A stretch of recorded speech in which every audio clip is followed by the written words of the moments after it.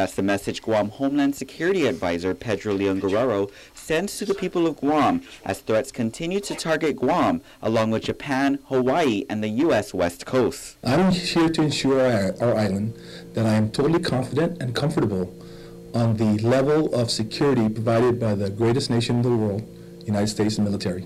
The latest statement out of North Korea quotes the Korean People's Army saying they will remove Andersen Air Force Base from Earth. KCNA News, North Korea's state-run news agency, quotes an officer saying, quote, "The KPA Strategic Rocket Force has already been on an A-class alert to wipe out the U.S. forces and reduce their bases in Guam and other regions to ashes," end quote. Leon Guerrero says, while we can't control what North Korea says or threatens, we can be assured that the U.S. military capabilities is decades ahead of North Korea's. We train with local and federal stakeholders and Guam's first responder community. I can say that Guam Homeland Security is ready to act when called upon. Leon Guerrero, however, says in his short time at GHS, he's experienced frustration and challenges having an all-hazard siren system operating in case of an emergency. We are, in fact, experiencing bureaucratic red tape with the siren system. If it's up to me, the siren system should be up and running 5 years ago.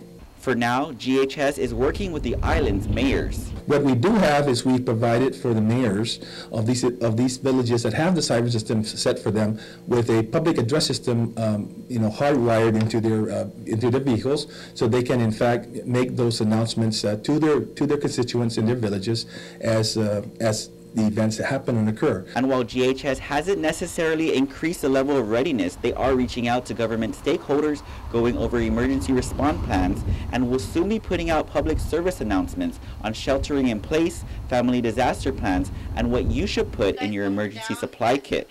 Acting Public Affairs Officer D. Cruz suggests putting a first aid kit, flashlights, candles, batteries, canned foods, duct tape, and plastic bags to tape around a window or vent, should anything happen, to name a few. When we think about an emergency supply kit, we think of just a 3 to 4 hour span. Just enough for us to respond as Homeland Security is doing and keep you bunkered down in that shelter-in-place room. And then once we tell you you're all clear, then you can go out. Cruz says emergency kits and plans aren't to scare, but to be prepared for any type of disaster. Yes. So this is all about being prepared, having to know what to do, and having that plan, making sure that every one of them knows exactly what to do.